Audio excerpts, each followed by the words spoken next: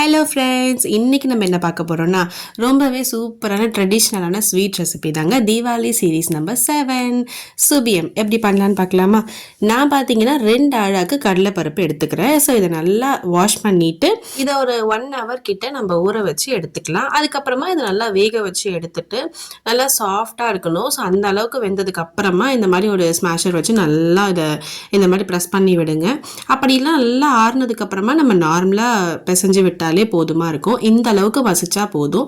கொஞ்சம் கொஞ்சம் பருப்பு இருந்தால் இன்னுமே சூப்பராக இருக்கும். இதுக்கு வெள்ளை அளவு பார்த்தீங்கன்னா நான் 1/2 கிலோ எடுத்திருக்கேன். ஸோ உங்களுக்கு கம்மியாக வேணும்னா கொஞ்சம் கம்மியாக சேர்த்துக்கோங்க, அதிகமாக வேணாலும் கொஞ்சம் அதிகமாக சேர்த்துக்கலாம். இப்போ இதில் கொஞ்சமாக தண்ணி விட்டுட்டு இது நல்லா இந்த மாதிரி கரைஞ்சதுக்கு அப்புறமா ஒரு தடவை நம்ம இதை ஃபில்டர் பண்ணி எடுத்துக்கலாம். ஏன்னா இதில் ஏதாச்சும் தூசி இருக்கிறதுக்கு வாய்ப்பு இருக்குது, அதனால இதை ஃபில்டர் பண்ணி எடுத்துக்கலாம். இது அகெயின் அந்த பேனில் சேர்த்துட்டு 1 ஸ்பூன் ஏலக்காய் தூள் ஆட் பண்ணிவிட்டு இதை நல்லா இந்த மாதிரி மிக்ஸ் பண்ணி விட்டுட்டு அதுக்கப்புறம் இது கொதிக்க விட்டுருங்க. ஸோ இது கொஞ்சம் கொதிச்சதுக்கு அப்புறமா இதில் நம்ம வேக வச்சு வச்சுருந்தோம்ல அந்த கடலைப்பருப்பை இதில் சேர்த்து நல்லா மிக்ஸ் பண்ணி விட்டுருங்க. நீங்கள் வந்து பயப்படவே வேண்டாம், இது கொஞ்சம் தண்ணியாக இருக்க மாதிரி தான் இருக்கும். ஸோ இது வெல்லம் சேர்த்துருக்கோம்ல, ஸோ அதனால் அதுக்கப்புறம் அது கொஞ்சம் கொஞ்சமாக கெட்டி ஆகிடும். இது நான் நல்லா மிக்ஸ் பண்ணிட்டேன். கொஞ்சம் நேரம் கழித்து பார்த்தீங்கன்னா இந்த அளவுக்கு கெட்டி ஆகணுங்க. ஸோ இதுக்கப்புறமா இதில் நான் வந்து கொஞ்சமாக தேங்காய், அதுக்கப்புறம் 2 ஸ்பூன் அளவுக்கு நெய், இது ரெண்டுத்தையும் கடைசியில் இந்த மாதிரி ஆட் பண்ணிவிட்டு நல்லா மிக்ஸ் பண்ணிங்கன்னா இதனுடைய ஃப்ளேவர் அவ்வளோ சூப்பராக இருக்கும். ஸ்டார்டிங்கில் ஆட் பண்ணுறத விட இந்த மாதிரி கடைசியாக ஆட் பண்ணிங்கன்னா அந்த ஃப்ளேவர் கரெக்டாக எடுத்து கொடுக்கும். இப்போ இது வந்து பார்த்திங்கன்னா நம்ம தொட்டு பார்த்தா பிசு பிசுன்னு இருக்கக்கூடாது, இதுதான் கரெக்டான கன்சிஸ்டன்சி. இப்போ இது நல்லா ஆறுனதுக்கப்புறமா நான் வந்து 2 ஆஃபாக பிரிச்சுக்கிட்டேன். ஃபர்ஸ்ட் ஆஃபில் வந்து முந்திரி பருப்பை நெய்யில் வறுத்து சேர்த்துக்கிட்டேன்.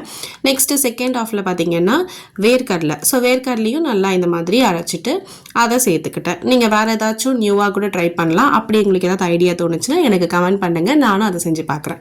ஸோ இது நல்லா இந்த மாதிரி மிக்ஸ் பண்ணிவிட்டு இப்போ கையில் ஆயில் அப்ளை பண்ணிவிட்டு நம்ம இதை ரவுண்ட் ரவுண்டாக பிடிச்சி ஃபஸ்ட்டே எடுத்து வச்சிடலாம் எல்லாத்தையுமே. அப்போ தான் ஈஸியாக இருக்கும். ஒன்று ஒன்றா நெக்ஸ்ட்டு நம்ம அந்த மைதா மாவில் கோட் பண்ணி போடுறதுக்கு பர்ஃபெக்டாக இருக்கும். எல்லாமே இந்த மாதிரி நம்ம ரவுண்ட் ரவுண்டாக பண்ணிக்கலாம். ஃபர்ஸ்ட் நான் வந்து இந்த முந்திரி பருப்பையும் பண்ணி வச்சுட்டேன். அதுக்கப்புறமா நான் வேர்க்கடலை சேர்த்து பண்ணலாம், அதையுமே ரவுண்ட் ரவுண்டாக பண்ணி எடுத்து வச்சுக்கிட்டேன். ஸோ இந்த மாதிரி தாங்க இருக்கும். இதை முன்னாடி ப்ரிப்பேர் பண்ணிக்கலாம், நம்ம நெக்ஸ்ட்டு போடுறதுக்கு ஈஸியாக இருக்கும். இப்போ இதுக்கு கோட்டிங்க்கு பார்த்தீங்கன்னா நான் மைதா மாவு தான் எடுத்திருக்கேன். ஸோ ஒரு அளவுக்கு மைதா மாவில் கொஞ்சமாக வெல்லம் ஆட் பண்ணிக்கிறேன். அதில் தித்திப்பு டேஸ்ட் இருக்கும் அப்படின்றதுக்காக நான் வந்து மேல் லேயருக்கும் இந்த வெல்லம் ஆட் பண்ணிக்கிறேன். கொஞ்சம் கொஞ்சமாக தண்ணி விட்டு இதை வந்து இந்த அளவுக்கு நம்ம கரைச்சி எடுத்துக்கணும். ஸோ எடுத்து ஊற்றும் போது கொஞ்சம் ஈஸியாக ஊற்றுற அளவுக்கு இருக்கணும். ரொம்ப தண்ணியாக கரைச்சிட்டிங்கன்னா அது பிரிஞ்சிடும். கொஞ்சம் திக்காக இருந்ததுன்னா பர்ஃபெக்டாக இருக்கும். ரொம்ப திக்காக கரைச்சிட்டிங்கன்னா கொஞ்சம் ரப்பர் மாதிரி இருக்கும். ஸோ இந்த மாதிரி ஒன்று ஒன்றா கோட் பண்ணி இதில் போட்டுடலாம். எண்ணெய் கொஞ்சம் சூடாக தான் இருக்கணும். இந்த மாதிரி போட்டுட்டு இதை ஃபர்ஸ்ட் நீங்கள் எடுத்த உடனே நீங்கள் கரண்டி வச்சு மூவ் பண்ணக்கூடாது, அது பிரிஞ்சிடும்.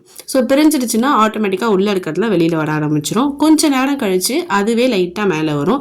அந்த டைமில் நம்ம இந்த மாதிரி லைட்டாக எடுத்து விட்டால் பர்ஃபெக்டாக ஆகிடுங்க. இப்போ எல்லாமே ஈவனாக ஒரே கலரில் ஆனதுக்கப்புறமா எண்ணெயை ஃபில்டர் பண்ணி எடுத்துக்கலாம். இப்போ நம்மளுடைய சுபியம் ரெடி ஆகிடுச்சு. ஸோ முந்திரி பருப்பு அண்ட் வேர்க்கடலை 2 வச்சும் பண்ணியிருக்கேன். பார்த்தீங்கன்னா எவ்வளோ சாஃப்டாக சூப்பராக இருக்க பாருங்கள். இந்த தீபாவளிக்கு இந்த மாதிரி செஞ்சு பார்த்துட்டு எப்படி வந்துச்சுன்னு கமெண்ட் பண்ணுங்கள். அண்ட் மறக்காமல் இந்த வீடியோ பிடிச்சிருந்தா லைக் பண்ணுங்கள், ஷேர் பண்ணுங்கள், சப்ஸ்கிரைப் பண்ணுங்கள். டடா பாய்.